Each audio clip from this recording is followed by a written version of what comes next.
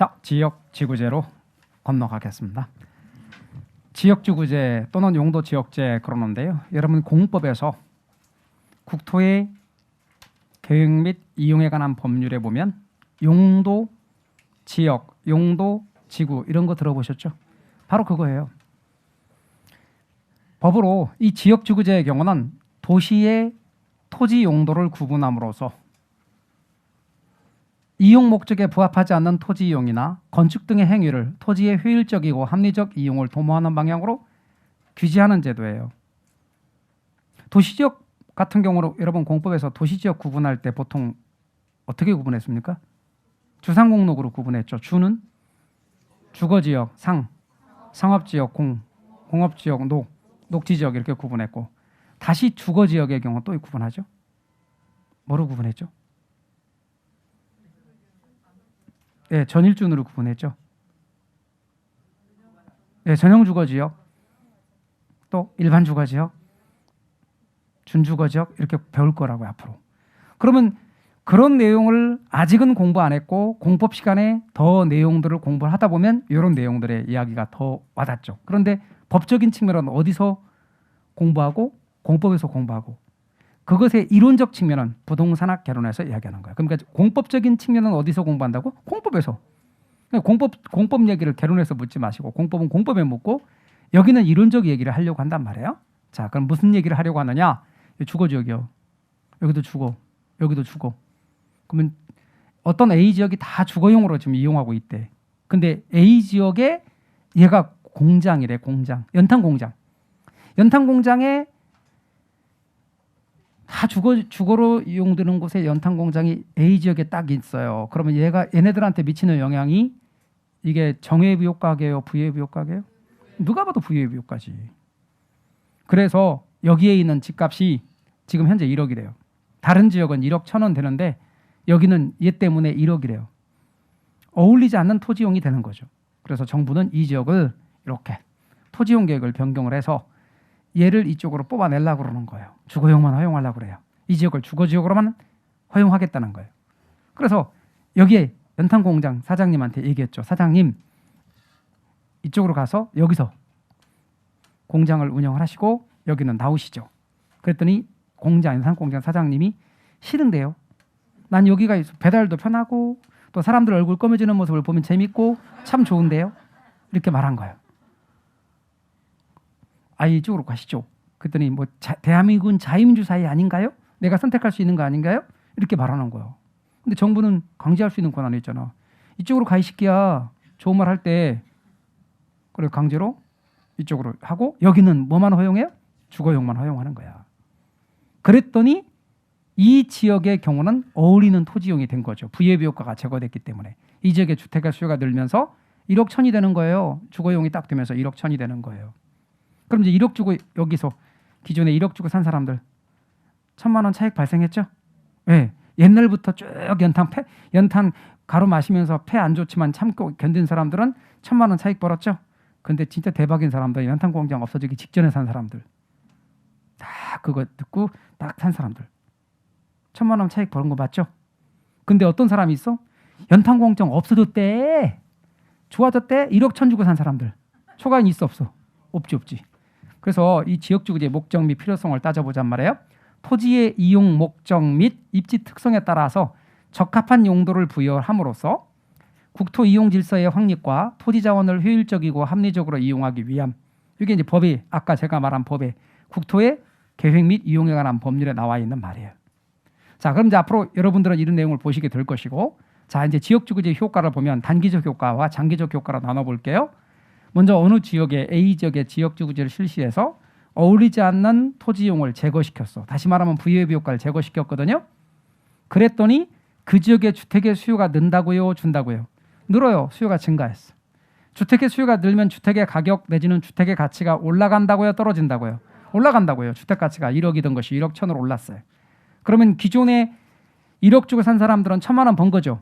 그건 뭐예요? 무슨 이윤이라고 부른다고? 초과이윤이 발생하는 거지. 기존의 투자자는 초과이윤이 발생하게 된다 그 말이에요. 그러면 초과이윤이 있는 곳에 기업들은 이윤을 누리기 위해서 들어올 수 있겠죠. 그러면 장기로 가면 기업에 진입이 발생할 수밖에 없는 거죠. 이유는 초과이윤은 기존에 있는 투자자들이 누리는 거예요. 신규 투자자가 누리는 게 아니고 자, 새로운 기업들이 시장에 들어오기 시작합니다. 이윤을 쫓아서. 그러면 이제 주택의 공급이 늘겠죠. 그러면 이제 공급이 늘었으니까 공급이 증가한 가격을 떨어뜨리겠죠. 그래서 가격은 하락할 것이다. 주택의 가격이 하락해서 1억이 됐네. 그러면 초과이윤이 다 사라졌죠. 그래서 초과이윤은 소멸되게 됩니다. 장기에는 초과이윤이 소멸돼. 그럼 결과적으로 거기서 계속 1억 주고 샀다가 1억 천으로 올랐는데 계속 살고 있는 사람은 도로 1억 됐으니까 기존의 투자자도 초과이윤이 사라졌죠. 새로 들어온 사람도 초과이윤이 사라진 거죠. 기존 기업이나 신규 기업이나 모두 다 초과이윤이 다 소멸돼. 장기에는. 말뜻 이해가 되십니까? 자, 그 다음에 지역주구제와 독점의 문제를 보잔 말이에요. 어떤 특정 지역 A 지역에만 용도의 지정이나 변경 등의 독점적 지위를 부여한다면 진입 장벽으로 인해서 초과이윤은 모두 독점적 지위를 누리는 투자자에게 돌아간다. 예를 들면 아까 제가 말하는 것처럼 먼저 연탄공장 없어지기 전에 1억 주고 산 사람한테 1,000만 원의 초과이윤이 다 돌아갑니다. 근데 좀 더 구체적으로 갑시다. 이 초과이윤은 아까 말씀드린 것처럼 연탄공장이 없어지기 전에 산 사람들한테 돌아가는 거지 연탄공장이 없어지고 1억 1,000 주고 산 사람한테는 초과이윤이 돌아가지 않습니다. 따라서 연탄공장이 없어진다라고 하는 지역주구제 실시라는 어떤 특정 일이 그러한 사건이 일어나기 전 그걸 우리는 사전적 독점이라 그래요. 그 다음에 지역지구제 실시로 인해서 연탄공장이 없어지고 난 후 요건 사후적 독점이에요. 그러니까 다시 말하면 쉽게 연탄공장 없어지기 전에 그리고 진짜 대박은 없어지기 직전 바로 직전에 어떤 정보를 듣고 없어지기 불과 1개월이나 2개월 중에 산 사람 그 사람은 대박 난 거죠. 1,000만 원. 제가 금액을 작게 말해서 그런 겁니다. 1,000만 원에다가 억을 갖다 붙여보세요. 1,000억 이렇게 되는 거죠. 어찌됐거나 중요한 건 1,000만 원의 초과이윤 발생한 겁니다. 그러나 없어지고 난 다음에 산 사람들 그 사람들은 초과이윤이 있다 없다? 없는 거죠. 그래서 언제나 초과이윤은 사전적 독점에만 돌아가는 겁니다. 그 다음 또 하나 지역주구제의 중요한 문제점으로는 법으로 규제한다는 점이며 또 하나는 뭐냐면 A 지역에만 지역주구제를 실시하고 다른 지역은 실시하지 않으면 다른 지역과 언제나 형평성 문제가 야기될 수 있다는 점. 이게 지역주구제의 중요한 문제점입니다. A 지역만 지역주구제 실시했어요. 그럼 A 지역은 집값 올라가고 땅값 올라가지만 다른 지역은 그렇지 않다면 지역 간 형평성 문제를 야기할 수 있다는 점. 이런 내용들을 들 수 있습니다. 자, 기초과정에서는 지역주구제에 관한 이해를 이 정도만큼 합니다. 여러분들이 이제 또 공법에 대한 좀 더 깊은 이해가 있는 상태에서는 이것을 설명할 때 좀 더 용어들이 공법적인 용어와 같이 연결되어서 더 갈 수 있을 겁니다. 지역주구제에 대한 이야기입니다. 그 다음 이제는 임대료 규제 정책으로 건너가도록 하겠습니다. 임대료 규제 정책으로 건너갈 텐데 주택정책 가운데서 임대주택 정책 가운데서 임대료 규제 정책으로 가기 전에 페이지는 뭐 똑같고 제가 임대료 규제 정책이 어디에 들어간다고 말하고 싶은 거냐면 최고가격제에 들어간다고 말하고 싶은 거예요. 어디예요? 최고가격제. 이게 무슨 뜻인가를 보여드릴게요. 잠깐만 부연 설명하겠습니다. 여러분 이렇게 좌표축인데 여기다 가격을 쓰기로 했어요. 그래서 가격을 쓰기로 했고 여기다 수량을 쓰기로 했는데 앞으로 가격할 때는 그냥 P만 쓸 때가 많아요. 수량할 때는 그냥 Q만 쓸 때가 많고 영어권에서 발달한 거니까 그래서 가격, 수량, 좌표축에 수요곡선, 공급곡선 수요곡선과 공급곡선을 단순하게 그릴 때 수요곡선은 이렇게 우하향 곡선을 직선의 형태로 그려놓고 곡선 속에 직선의 개념이 포함되기 때문에 수요곡선 이거는 우상향의 그림으로 그리고 공급곡선이라고 말합니다. 그럼 수요곡선, 공급곡선 교차점이 균형점이니까 요 점이 균형점이란 말이에요. 여기서 가격이 정해졌어요. 균형가격, 균형량이 정해졌죠. 근데 말이죠.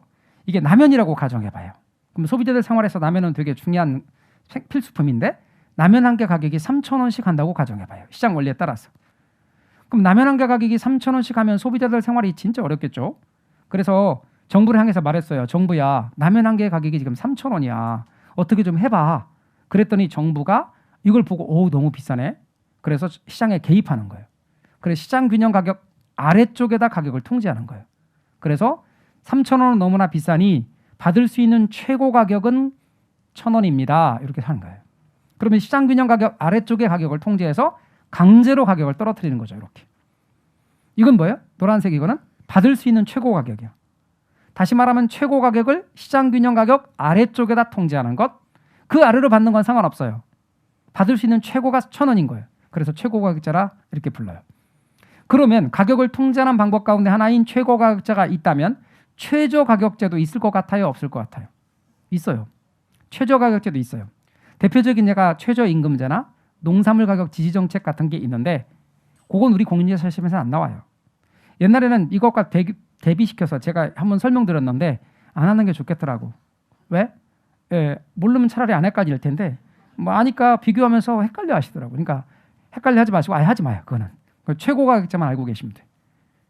최고가격제의 대표적인 예가 뭐냐? 임대료 규제 정책이나 분양가 규제 정책, 앞으로 공부할 이런 내용들이 전부 다 최고가격제에 해당되는 거예요. 이와 같은 최고가격제는 방금 말씀드린 것처럼 가격을 강제로 떨어뜨렸으니까 수요는 늘어나고 수요량은 늘어나고 공급량은 줄어들어요. 이때 여러분이 절대로 오해하지 말아야 될 것은 최고가격제를 실시하면 임대료 규제나 분양가 규제를 실시하게 되면 수요 곡선이 오른쪽으로 이동하고 공급 곡선이 왼쪽으로 이동하는 게 절대 아니에요. 수요 곡선과 공급 곡선은 변함이 없어. 해당 가격을 떨어뜨렸으니까. 에듀윌 유료 회원만의 라이브 클래스. 두 번째 시간 보겠습니다. 이제는 이제 놀랍게 합니다. 자, 정신 차리시고 이번에 합격 진도 나갑시다. 누구세요? 전 애들 교수인데요. 제가 늘 가까이 있으니까 이번엔 합격. 집에서도 학원처럼 공부하는 혜택. 오직 에듀윌 유료 회원에게만. 에듀윌. 우와, 진짜 가까이 계시네요. 수요 곡선 상에서 수요량이 늘어나고 공급 곡선 상에서 공급량이 주는 곡선 상에서의 이동인 거예요. 그래서 수요량이 증가하고 공급량은 준다. 다시요. 가격을 강제로 떨어뜨린 거예요. 가격은 하락한다. 수요량은 는다. 공급량은 준다. 그리고 가격을 못 올리도록 하잖아요. 품질은 안 좋아질 수밖에 없어요. 라면 가격을 못 올리게 하잖아요. 라면의 품질이 다운될 수밖에 없고 라면 크기가 줄어들어요. 품질 저하 현상이 나타난단 말이에요. 아울러 낮은 가격에 여기서 이만큼은 공급이 가능한데 보세요. 공급량은 Q1이고 수요량이 Q2란 말은 수요량이 공급량보다 더 많네. 이걸 뭐라고 부르죠? 초과 수요라고 불러요. 초과 수요는 거꾸로 말하면 수요에 비해서 공급량이 부족한 거예요. 그러니까 이 초과 수요 문제를 해결하려면 이게 이제 해결하는 게 가장 장점인데 이게 해결이 돼야 되는데 해결이 안 되잖아요. 그럼 가격은 올라갈 수밖에 없어. 근데 법으로 딱 규정하고 있기 때문에 가격은 올라가지 못하고 가격 상승 압력이 존재한다고 말하는 거예요. 그래서 가격 상승 압력이 계속해서 존재한다. 이런 기본적인 틀이 최고가격제의 기본 원리예요. 그럼 이와 같은 최고가격제를 실시하는 목적이 뭐냐? 소비자를 보호하기 위해서 그래요. 자, 그러면 이거를 그대로 임대주택 시장으로 응용하면 임대료 규제, 분양시장으로 응용하면 분양가 규제가 되는 거예요. 자, 그러면 우리는 위쪽에 부과하는 경우를 생각해 봅시다. 정부가 최고가격제를 실시했는데 시장균형가격 위쪽에다가 최고가격을 설정하면 어떤 일이 벌어질까? 그때는 초과 공급이 발생할까? 절대 안 그래요. 여러분 라면 한 개 가격이 원래 얼마라고 그랬어요? 제가 아까? 3,000원. 근데 그걸 보고 정부가 너무 비싼데? 그러더니 시장에 개입해서 하는 말이 5,000원 아래로 받으세요. 그런 겁니다. 그러면 그걸 본 많은 사람들이 정부가 미쳤나 봐 라고 말하겠지만 가격에는 아무런 변함이 없어. 이미 5,000원 아래로 받고 있잖아. 이렇게. 그러니 변화가 없는 거예요. 아니 초과 공급이 발생하지 않나요? 안 그래. 왜 안 그러냐면 가격이 5,000원 이하로 받으세요 했다고 해서 공급량을 이렇게 많이 늘리거나 그렇지 않아요. 제 말 이해가 되세요? 5,000원이 되는 게 아니란 말이에요. 자, 그러면 극단적인 말을 해봐요. 라면 한 개에 3,000원이 너무나 비싸대. 정부가 보고 국민들 한번 열받게 하고 싶어. 그래서 라면 한 개에 1,000만 원 이하로 받으세요. 그렇게 했다고 합시다. 그럼 1,000만 원 이하로 받으세요. 그럼 1,000만 원이 되나? 아니잖아요. 미쳤나 봐. 그렇게 말하고 그냥 3,000원이라니까? 그 밑에서 수요 공급에 따라 가격이 정해지니까. 라면 한 개에 1억 원 이하로 받으세요. 어차피 1억 원 이하로 받고 있어. 그러니까 이거는 하나만 하라는 거야. 제 말 이해가 되셨죠? 그래서 최고가격제는 시장균형 가격 아래쪽에 부과할 때만 의미가 있고 효과가 있는 것이지 위쪽에 부과하면 아무런 변화가 나타나지 않아요. 아무런 정책 효과가 없는 거예요. 이 말의 의미를 앞으로 몇 번 반복한다고. 진짜 많이 반복해. 10번 더 할걸? 그런데 뭐라고 하는 줄 아세요? 위쪽에 부과했는데 왜 초과 공급이 나타나지 않나요? 확 그냥 진짜 때린다. 다시 한번 말합니다. 잘 보세요. 다시 한번 말씀드립니다. 요게 시장에서의 균형이에요. 예? 그럼 시장에서 균형은 사는 사람 파는 사람 딱 똑같다는 얘기죠. 딱 정해져 있어. 그런데 정부가 미쳤나 봐. 갑자기 시장 균형 가격보다 위쪽에다 설정하면서 이거 아래를 받으세요. 이거 국민들 약 올리는 거죠. 약 올리는 거잖아. 아래쪽에 받으세요. 아래쪽에 받으세요. 마찬가지잖아. 아래쪽에 받고 있잖아. 만약에 우리 학원의 경우에서 내가 학원에 수강료 같은 경우를 내는 게 좀 부담스러워. 그래서 이 국민 자격증인데 공인중개사 자격증을 좀 따는데 부담스러워. 정부가 보고 가격을 딱 통제했어. 절대로 100만 원 이하로 100만 원까지 최고 받을 수 있는 게 100만 원까지 받으세요. 그러면 그게 도움 되겠지. 만약에 더 규제해서 50만 원까지 받으세요. 도움 되겠지. 근데 정부가 이런 거야. 현재의 학원 수강료 너무 비싸니까 2천만 원 이하로 받으세요. 우리한테 도움이 돼요? 안 돼. 그럼 2천만 원 해요? 안 된단 말이죠. 아무 의미가 없는 표현을 한 거야. 아무런 변화가 나타나지 않는 거야. 제 말 이해가 되셨죠? 그래서 이거 혼동하지 마요. 아셨죠? 네, 위쪽에 부과하면 아무런 정책 효과가 없다. 자, 일부러 2번 말씀드렸습니다. 이후로도 계속해서 앞으로 더 말씀드릴게요. 자, 그럼 이제 이걸 그대로 어디다 적용해 보자고요? 임대료 규제 정책으로 적용해 보자고요. 그런데 암기할 게 좀 있어서 지금 암기하라는 뜻은 아니에요. 근데 앞으로 가서 계속 암기를 해갈 거라고. 그래서 한 번 또 이야기하면 앞으로 반복할 거니까. 자, 어떤 거 암기하라고요? 제가 아까 그랬어요. 가격을 어떻게 하고? 떨어뜨리고. 그럼 수요량은 늘어나고 공급량은 줄고 품질은 좋아져 나빠져? 나빠져. 그 얘기하는 거예요. 가격을 강제로 떨어뜨리면 수요량은 늘고 공급량은 줄고 품질은 좋아된다. 그 말을 하고 싶은 거예요. 자, 그다음 이제 임대료 규제 정책으로 갈게요. 잘 봐봐요. 뭐 암기하라고 그러면 막 적으려고 그러더라고. 그래서 적기 전에 빨리 넘긴 거야. 적을까 봐. 막 떨려. 적을까 봐. 자, 임대료 규제 정책 잘 보세요. 이렇게 이해하려고 해보세요. 한번 여러분. 우리 어른들의 장점은 이해력이에요. 그 다음에 이제 암기가 따라오는 거예요. 근데 일단 뭔가 되게 중요한 것 같아. 막 적어야만 될 것 같은 이런 생각들 마음을 참 내려놔 보세요. 그리고 편하게 들어보세요. 아셨죠? 우리가 이 자체가 시험에 써먹을 수 있는 게 아직 아니야. 베이스를 깔고 있는 거예요. 자, 임대료 규제 정책입니다. 여러분, 임대료 규제 정책과 관련해서 임대료 규제 정책을 다른 말로 임대료 상한제 이렇게 말하기도 해요. 왜 그런가 확인 다시 한번 할게요. 여러분, 주택 임대인이 일정 수준 이상의 임대료를 임차인에게 부담시킬 수 없도록 하는 제도예요. 그러니까 정부가 시장균형 임대료보다 더 위쪽에다 규제할 것 같아요? 아래쪽에다 규제할 것 같아요? 아래쪽에 규제하는 거예요. 그 아래쪽에 규제하는 건 결국 임대인을 규제하는 거예요. 누구 보호하려고? 임차인 보호하려고. 따라서 목적은 임차인 보호에 있습니다. 자, 그러면 이게 임대주택 시장입니다. 이제. 자, 그러면 시장은 이런 그림이 시장이라 그랬고, 그러면 여기서 이쪽에다 가격을 뒀는데 임대주택 시장, 말하자면 임대차 시장에서는 여기가 가격이 임대료인 거예요.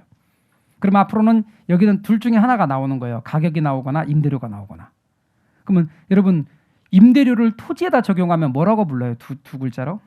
임대료를 토지에 적용하면 지대라고 불러. 그러면 토지 임대차 시장에서는 지대가 나오겠지. 제 말 이해가 되셨어요? 그래서 어떤 때는 가격, 매매 시장에서는 가격, 임대주택 시장에서는 임대료, 토지 임대차 시장에서는 지대가 나올 거고 이쪽은 다 수량이 나와요. 그리고 수요 곡선, 공급 곡선. 그럼 저는 이 그림은 임대주택 시장이다라고 제가 말하고자 하는 거죠. 자, 임대주택 시장에서 임대료가 정해졌는데 R0로 임대료가 정해졌대. 근데 이 임대료가 너무 높다는 거예요. 임차인이 생활하기가 어렵겠죠. 그럼 사회적 약자인 임차인을 보호하기 위해서 정부는 시장에 개입한대요. 그래서 시장균형 임대료 아래쪽에다 딱 통제한대요. 그래서 임대인한테 임대료를 받을 수 있는 상한선이 여기입니다. 이렇게 정해주는 거예요. 그래서 임대료 상한선을 통제하는 거예요. 그래서 임대료 상한제라고도 해. 또는 임대료 한도제라고도 하고. 이해가셨어요? 그런데 이게 만약에 전세라면 전세, 이게 월세라면 월세, 전월세 상한제가 되는 거예요. 원리가 똑같다니까? 그러면 이렇게 상한선을 통제했어요. 그래서 강제로 떨어뜨렸어요, 임대료를. 그랬더니 수요량이 는다는 거 아닙니까? 공급량이 줄어들어요. 절대 수요 곡선이 우측이든 공급 곡선이 좌측이든 그러면 안 돼요. 여러분, 제가 왜 이걸 깔고 있냐면 이런 말이 저 7월 달 우리가 공부할 문제집에 있어. 다 염두에 두고 강의한다니까, 1년을. 그러니까 다시 말씀드립니다. 수요 곡선, 공급 곡선이 이동하는 게 아니고 곡선상에서 이동하는 거예요. 그러면 여러분, 여기서 낮은 임대료 양이 이만큼밖에 없죠. 그죠? 그러면 여기서 이만큼이 부족하네. 수요량, 예를 들어 공급량은 Q1인데 수요량이 Q2니까 여기서 이만큼의 뭐가 발생하는 거예요? 초과 수요죠. 그럼 임대료가 올라가야지. 근데 법으로 금지하니까 올라가지 못하고 임대료 상승 압력이 존재한다고 말한단 말이에요. 자, 그러면 이제 임대주택은 물량이 낮은 임대료라서 낮은 임대료니까 임차인 입장에서는 참 좋아. 근데 물량이 이만큼밖에 없는 거예요. 사람들은 이만큼을 원하고 그러면 여기서 이만큼의 사람들은 임대주택을 구할 수 있어 없어? 없어요. 임대주택 구하기가 쉬워진다는 얘기예요, 어려워진다는 얘기예요. 따라서 임대주택의 초과 수요가 발생하고 공급 부족 때문에 결과적으로 임차인 입장에서는 임대주택 구하기가 어려워지는 거예요. 낮은 임대료로 혜택 보는 사람들은 있는데 이 사람들은 임대주택 구하기가 어려워짐이에요. 자, 그래서 누구를 보호하려고 했는데 임차인을 보호하려고 한 정책이었는데 결국 임차인들이 임대주택 구하기 어렵네. 원래 이 임차인 갑돌이는 직장까지 출근 시간이 1시간이었어요. 퇴근 시간 1시간, 기대서 2시간 낭비하는 거예요. 근데 2시간씩만 쭉 내가 전략해서 여가 생활 즐기거나 나를 위해서 투자하거나 차라리 그냥 쉬면 참 좋겠다라고 생각 때문에 이번에 임대차 계약이 딱 만료가 되면 직장 10분 거리 이내로 이사 가려고 계획을 세웠다고. 다 계획을 세웠어요. 그래서 직장 근처로 갔다고. 가서 알아봤어요. 눈을 씻고 봐도 없네. 임대주택 못 구해. 임대주택을 구할 수 없어서 20분 거리 이내 못 구해. 30분 거리 못 구해. 지금 살고 있는 곳조차도 내놓으면 임대주택을 구한다는 장담이 없네. 따라서 임차인의 주거 이동이 원래 직장 근처로 이사 가려고 했던 게 좌절되는 거예요. 그냥 여기서 그냥 임대차 계약 갱신하는 거야. 주거 이동이 저하돼. 임차인들이 낮은 임대료니까 주거 이동이 더 좋아질 것 같은데요. 촉진될 것 같은데요. 이렇게 물어보는 분들이 있는데 직장 근처에 못 간다고. 그리고 기왕이면 나 친정 근처에 좀 이사 가서 같이 아이 육아도 같이 엄마가 도와주고 그러면 참 좋을 것 같아서 친정 근처로 이사 가려고 그런 거 계획이 좌절되는 거예요. 못 가. 임대주택 못 구한다니까. 그래서 주거 이동이 저하돼. 그럼 직장까지 1시간씩 계속 출근해야 돼. 전철 이용하면 많이 전철 혼자 팔 거고 차 끌고 나오면 도로 막힐 거고 이런 비용들이 전부 다 사회적 비용이 증가해요. 한 사람당 길에서 2시간씩 낭비해봐요. 100만 명이 낭비한다고 쳐봐요. 그 엄청난 사회적 비용의 증가로 나타나는 거예요. 그래서 사회적 비용이 증가한다라고 표현하는 거예요. 그럼 임대인은 원래 임대료 수입이 얼마만큼이었냐면 이게 임대료 곱하기 수량이니까 여기 임대료 수입이었어요. 우리 지난 시간에 탄력성과 기업의 총수입 이야기하면서 가격 곱하기 수량이 기업의 총수입이니까 이게 기업의 총수입이라고 깔아놨었잖아요. 녹화된 강의는 나중에 몰아듣게 되더라고요. 라이브 클래스 같은 경우는 학원 스케줄에 맞춰서 꼭 들어야 하니까 공부도 미루지 않게 되고 학원에 가 있는 느낌이 들더라고요. 집에서도 생생한 강의 현장을 느끼고 싶다면 라이브 클래스가 딱인 것 같아요. 따라서 임대인 입장에선 기업의 총수입이 이만큼이었는데 이제 임대료를 통제하고 공급 물량이 이만큼밖에 없으니까 임대료 총수입이 이만큼밖에 없는 거예요. 줄어들어 임대의 총수입이. 임대인 입장에서는 재미가 없는 거죠. 따라서 임대주택의 투자 기피 현상이 발생한다 이 말이에요. 투자 안 하려고 그래. 그리고 기존의 임대주택도 그게 뭐가 됐던 간에 임대주택보다 나을 것 같아. 난 이제 임대주택으로 공급 안 할 거야. 딴 걸로 할 거야. 그게 뭔지는 내가 알아보겠지만 여하튼 임대주택으로 공급 안 할 거야. 그래서 기존 임대주택의 용도 전환 현상이 나타나요. 다 알아보다 바꿀 수 없다면 마지못해라도 임대주택으로 공급할 텐데 이 임대주택의 서비스의 질은 떨어질 수밖에 없어요. 옛날 같으면 내가 집주인이고 어렵게 살겠다는 젊은 사람들, 임차인들 들어왔는데 좀 내가 원래 원칙적으로는 임차인이 다 해야 되지만 내가 그런 거 기본적으로 해주긴 했어. 예를 들어서 도배? 그 정도 내가 해주지. 또 뭐 수도가 좀 잘 안 나오는데 그러면 내가 좀 기왕이면 좀 더 3만 원으로 교체할 거 좀 더 괜찮은 거 5만 원짜리 교체해주지. 이런 마음이 있었걸랑요. 근데 법으로 규제하고 내가 수입도 줄고 그러니까 그거 어떻게 돼? 야박해지는 거예요. 품질은 저하되는 임대주택 서비스의 질은 저하되는 거죠. 정부 입장에서는 임대인의 수입이 원래 이만큼이었는데 이만큼으로 줄어버렸네. 따라서 임대소득세 수입이 감소해. 시장에서는 어떤 일이 발생하나 봐요. 임차인들이 이만큼 임대주택을 못 구하니까 이 사람들은 이 임대주택 범위 안에서는 어디까지라도 돈 낼 마음이 있냐면 여기까지라도 돈 내고 사겠다는 사람이 있는 거야. 임차하겠다는 사람이 있는 거야. 그러니까 결국은 임대주택을 사실 직장 근처에서 못 구한다는 이 임대료를 못 구한다는 뜻이에요. 돈을 내면 다 구할 수 있어요. 못 구해서 힘없이 돌아서려고 그러는데 누군가 말하는 거야. 방법이 아주 없는 건 아닌데 그래. 그래서 다시 솔깃하게 들어봤더니 네가 계약서에는 임대료를 이렇게 정해. 계약서는 이렇게 써. 그리고 실제로는 이만큼을 내. 그러면 구할 수 있어. 임대료에 대한 불법 거래가 나타나면서 이중 가격이 형성되는 거예요. 그러면 원래 임차인을 보호하려고 했던 게 완전히 깨지는 거지. 그러면 이 정책이 이렇게 부정적이고 나쁜 거라면 이 정책을 뭐하러 하냐 이런 생각이 들잖아요. 부정적이고 여기에 문제점을 지적해서 말한 거예요. 만약에 긍정적인 측면을 말한다면 여기서 이 사람들은 아까 원래 두면 이렇게 임대료가 높았는데 이렇게 임대료에 이만큼을 구할 수 있어. 이 사람들은 엄청 혜택을 보는 거예요. 이 사람들이 혜택을 못 보는 거지. 그럼 이 사람들이 혜택을 보게 하려면 공급 물량을 늘려주는 역할을 해야 되는 거예요. 그럼 이 정책은 단기에는 효과가 아주 커요. 그러나 어떤 문제점이 생기냐면 수량 부족의 문제가 생기니 이 수량 부족 문제를 뒷받침해주는 정책을 써줘야 된다고. 그러니까 그게 나오는 게 이제 공공임대주택 정책 같은 걸 같이 병행해줘야 돼. 그렇지 않으면 이 정책만 단독으로 해서는 안 돼요.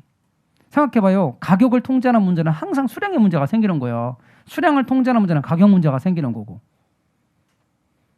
법으로 그냥 해가지고 해결을 될 수 있는 게 시장 원리를 해결할 수 있는 게 어디 있어요. 말도 안 되는 얘기죠. 그러니까 결국은 뭐다? 임대료 규제 정책은 단기는 강력한 효과가 있다. 그러나 저런 부작용이나 문제점들은 어떻게 된다? 보완하는 정책, 보완 정책을 반드시 써줘야 된다. 그런 얘기입니다. 그래서 임대료 규제 정책의 원리를 여러분이 잘 알아두셔야 됩니다. 한번 차근차근 다시 되짚겠습니다. 임대료를 규제하는 정책은 어디에 해당된다? 최고가격제, 최저가격제. 최고가격제에 해당됩니다. 최고가격제에 해당되기 때문에 시장균형 임대료보다 아래쪽에다 규제를 해야 됩니다. 위쪽에 규제하면 아무 정책 효과 없어요. 임대료가 월 50만 원인데 너무 부담스러워. 그러면 그거를 40만 원 받을 수 있도록 해결해주면 도움이 된단 말이에요. 근데 50만 원이 부담스럽다니까 정부가 100만 원 이하로 받아라 이렇게 하면은 누구 약 올리는 것도 아니고 위쪽에 부과하면 효과 없어요. 아래쪽에 부과했대. 그랬더니 어떤 일이 발생하느냐? 초과수요가 나타난대. 초과수요란 물량이 부족하다는 뜻입니다. 이만큼이나 물량이 부족합니다. 지금. 그렇기 때문에 임차인 입장에서는 임대주택 구하기가 어려워지고 임차인 입장에서 이번에 임대차 계약이 끝나면 좀 더 나은 곳으로 좀 더 직장 근처로 친정 근처로 이사 가고 싶은 그런 계획이 다 어그러지게 되죠. 주거 이동이 좋아되면서 결과적으로 이동 비용이 증가하게 됩니다. 따라서 사회적 비용이 증가합니다. 임대인 입장에서는 임대주택에 대해 얻어지는 수입이 적기 때문에 투자 기피 현상, 용도 전환 현상, 마지못해 공급하더라도 서비스의 질 저하 현상이 발생합니다. 정부 입장에서는 임대인 수입이 줄기 때문에 세수입도 줄어들게 됩니다. 시장에서는 불법 거래가 나타날 수 있고 따라서 임대료에 대한 이중 가격이 형성될 수 있습니다. 그러나 단기에는 낮은 임대료를 혜택 보는 사람들이 있기 때문에 효과가 강력합니다. 그러나 장기에 결과적으로 이 물량 부족 문제를 해결해 주지 않으면 부작용이 아주 크게 나타나는 정책입니다. 제 말 뜻 이해가 되셨죠? 이거 가지고 앞으로 계속해서 임대료 규제 정책의 원리를 설명드릴 거고요. 시험에 곧잘 출제가 되어지는 부분입니다. 자, 그러면 이제 임대료를 보조하는 정책과 공공임대주택 정책에 대해서 이야기를 해볼까요?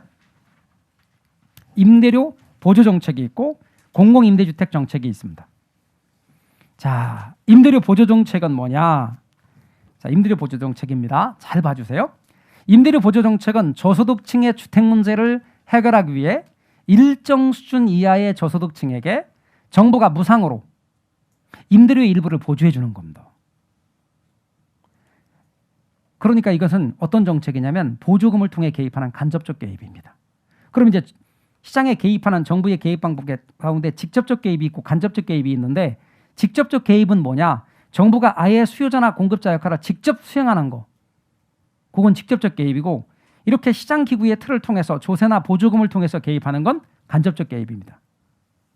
그러면 보조금을 준다는 말은 임차인에게 보조금을 줘서 임차인이 집을 임차하기 편하게 만들어주는 거죠. 임차인의 수요를 늘려주는 그런 정책이므로 간접적 개입인데요. 예를 들어 임대료 보조 정책의 예로서 주택 바우처 제도라는 게 있습니다. 바우처, 쿠폰 같은 걸 발행하는 겁니다. 예를 들어서 임차인에게 30만 원짜리 쿠폰을 발행했습니다. 매달 30만 원짜리 쿠폰을 발행한다 합시다. 그러면 주택을 임차하는데 임대료가 100만 원이랍시다. 30만 원짜리 쿠폰을 발행해 주면 임차인이 100만 원 너무 부담스러운데 쿠폰 30만 원을 사용해서 내밀면 그걸 임대인은 그걸 받고 70만 원에 임대를 주는 겁니다. 그러면 70만 원의 임차인은 임차를 하고 임대인은 쿠폰을 받았죠? 가지고 있던 걸 정부에 내밀면 정부는 임대인 통장에 30만 원을 넣어줍니다. 그러면 임대인은 100만 원 받고 임차인은 70만 원에 임차한 거죠. 말뜻 이해가 되셨습니까? 임대료 보조 정책의 하나인 것이죠. 이때 임대료 보조 정책은 크게 가격 보조와 소득 보조가 있습니다. 가격 보조를 임대료 보조, 집세 보조라고 불러요. 소득 보조를 현금 보조라고 불러요. 자, 그러면 가격 보조라고 하는 것에 대해서 이야기합시다. 주택의 임대료를 싸게 만들어주는 거예요. 다시 말하면 주택을 임차할 때 그때 보조금을 주는 거야. 그러면 주택 임대료가 100만 원인데 주택을 임차할 때 정부가 30만 원의 보조를 해주면 사는 임대주택을 빌리고자 하는 사람 임차인 입장에서는 100만 원짜리가 70만 원이 되는 셈이에요. 그래서 주택의 상대 가격을 낮춤으로써 저소득 임차 가구의 주택 소비를 증가시킬 수 있습니다. 즉 주택이 다른 곳에 비해 상대적으로 싸지게 임차하는데 싸지게 되는 거죠. 그렇게 하는 게 뭐다? 가격 보조, 임대료 보조, 집세 보조입니다. 주택을 임차할 때만 지불합니다. 그런데 얘는 뭐다? 그냥 돈으로 줍니다. 임차인 통장에 30만 원 넣어주는 거예요. 그래서 실질 소득이 현금 보조액 30만 원만큼 증가한 것 같기 때문에 주택 임차 가구의 주택 부담 능력이 늘어납니다. 이 사람의 월 소득이 30만 원 늘어나는 셈이죠. 그러면 여러분 임차인 갑돌이 입장에서 이렇게 가격 보조 받는 방식과 소득 보조 받는 방식이 있습니다. 그런데 어느 걸 더 원할 것 같아요? 당연히 소득 보조. 여러분 같으면 네, 소득 보조, 현금 보조를 더 원하죠? 왜? 얘는 선택권을 주는 거거든. 얘는 꼼짝없이 그거 해야 돼. 그러니까 쉽게 말하면 쌀 가격 보조는 쌀 살 때만 보조금을 주는 거야. 그러면 반드시 쌀 먹어야 돼. 근데 돈으로 주면 딴 거 해도 되지. 그래서 갑돌이 입장에서는 현금 보조를 원해. 그래서 그 돈 가지고 갑돌이한테 돈 주면서 꼭 쌀 사서 먹고 건강하기 바래 하고 줬는데 그걸 받아서 걱정하지 말라고 그거 받아가지고 쌀 먹거리 먹고 기분 되게 좋아하는 거예요. 쌀 안 먹고 지 좋아하는 거 하는 거죠. 그럴 때 어찌 됐거나 보조금을 주잖아요. 그러면 소비가 늘어. 소비가 느니까 효용이 증가해. 소비가 는단 말은 수요가 는단 말이고 그로 인해 임대료가 올라가요. 임대료가 올라가면 장기의 공급량도 늘어요.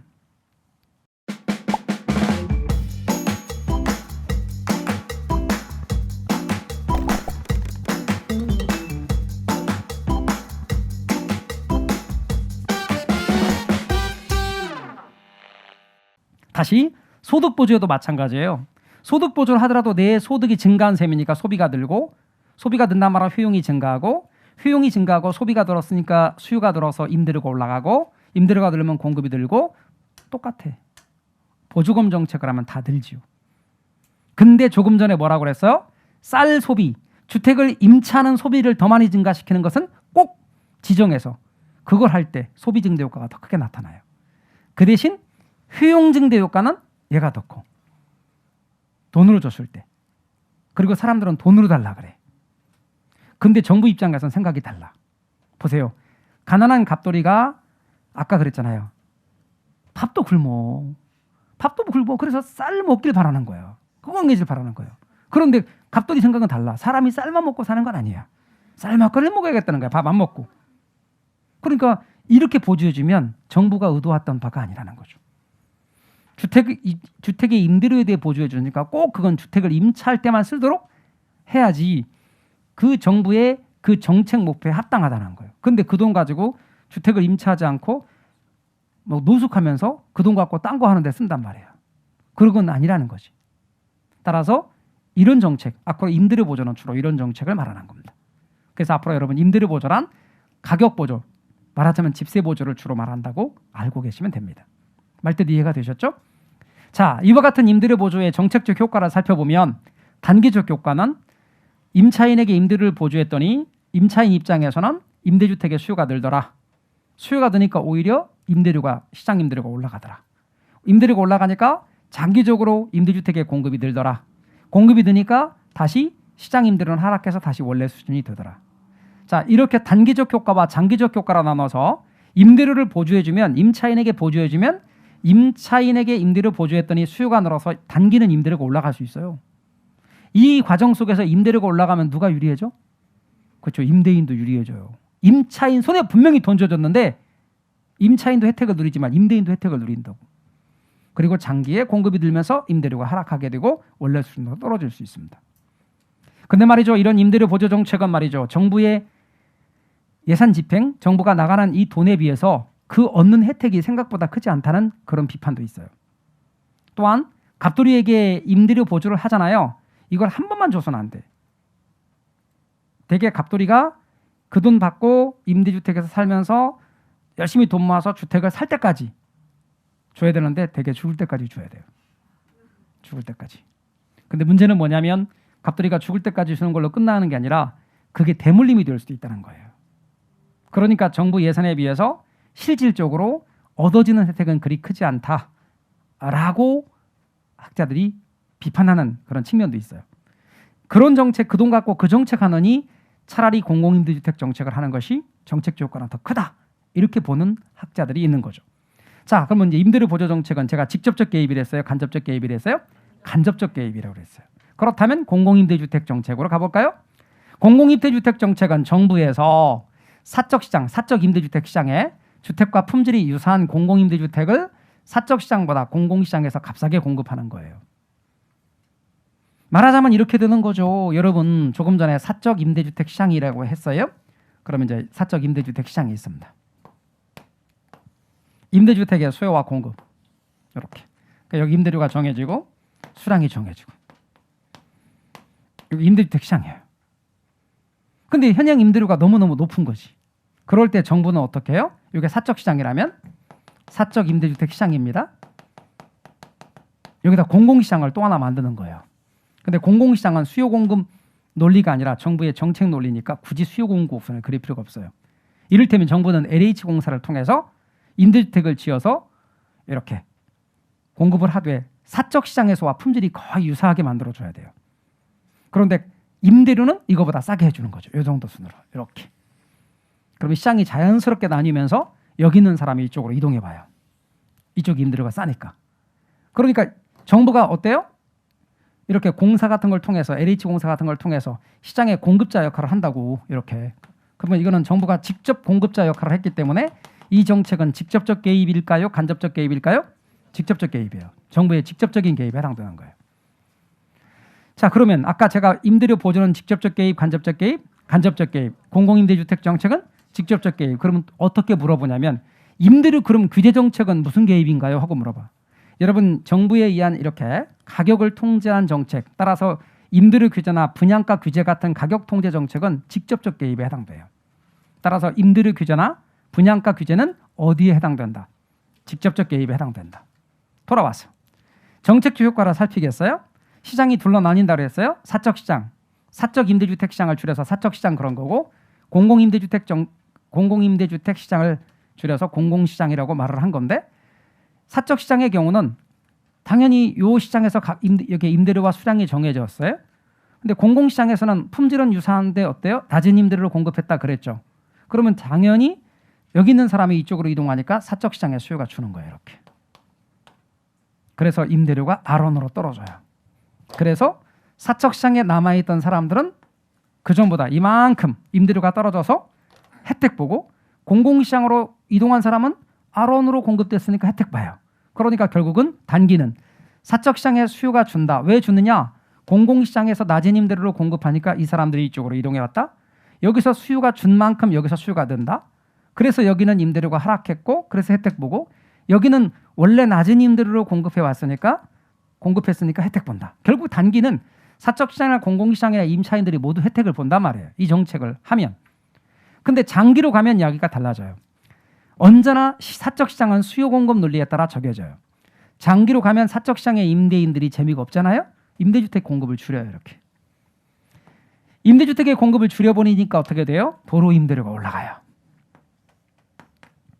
그러므로 사적 시장에 남아있던 임차인의 혜택은 사라져요. 공공시장으로 이동한 임차인만 혜택을 보는 거예요. 그리고 사적 시장의 공급 물량은 어디까지 주느냐? 여기까지 줄어들어요. 그럼 사적 시장에서 줄어든 공급 물량만큼 공공시장에서 늘었기 때문에 시장 전체에는 공급량의 변함이 있어요, 없어요? 없어요, 없어. 그러므로 여러분이 유념할 것은 사적 시장의 공급은 준다. 임대료가 올라간다. 그래서 임차인 혜택은 사라진다. 그러나 공공시장은 여전히 낮은 임대료로 공급하니까 공공시장에 머물러 있는 임차인들은 여전히 장기에도 혜택 본다. 그러니까 여기 있는 임차인은 이쪽으로 이동한 임차인은 단기나 장기나 모두 혜택. 여기 있는 임차인은 단기는 혜택 보지만 장기는 혜택이 사라지게 됩니다.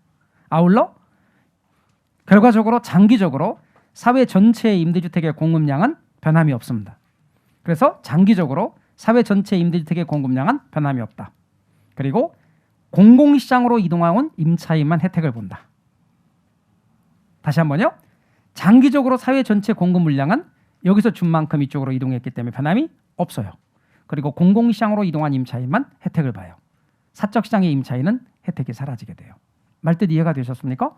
그렇기 때문에 그나마 임대주택 정책에서 임대료 규제, 임대료 보조, 공공임대주택 정책이 있는데 아까 임대료 규제하면 공급 물량이 딸린다 그랬죠. 그 공급 물량 딸리는 걸 보완하기 위해서 공공임대주택을 통해서 공급 물량을 늘려줘야 된다는 거예요. 근데 말이죠. 이 정책이 임대료 보조보다는 효과가 더 크다라고 말할 수 있긴 하고 많은 분들한테 다 물어봐도 공공임대주택 찬성해요. 여러분들 다 물어보면 이런 취지입니다라고 하면 공공임대주택 정책 하는 게 좋겠어요? 안 하는 게 좋겠어요? 하면 다 찬성한다고. 그런데 왜 못해요? 총론에 찬성하는데 강론에서 안 돼. 우리 집 앞에는 안 돼. 우리 집 앞에 공공임대주택 짓는 건 반대. 어디다 져야 돼? 우리 집 아닌 곳에 지래. 그러면 다 우리 집 빼면 어디다 져야 돼?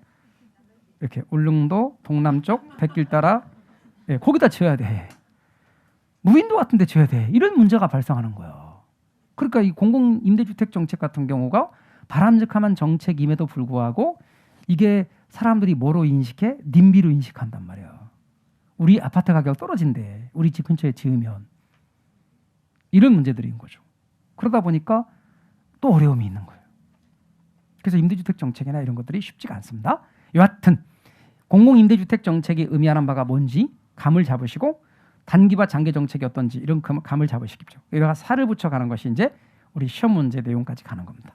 자, 그래서 뭐를 이야기하냐면 임대료 규제 정책, 임대료 보조 정책, 공공임대주택 정책, 그중에서 임대료 보조는 간접적 개입이고 임대료 규제와 공공임대주택 정책은 직접적 개입에 해당되는 것이다 라고 말씀드렸습니다. 됐죠? 자, 그 다음에 우리 부동산 조세 정책 쉬었다가 저기로 가겠습니다.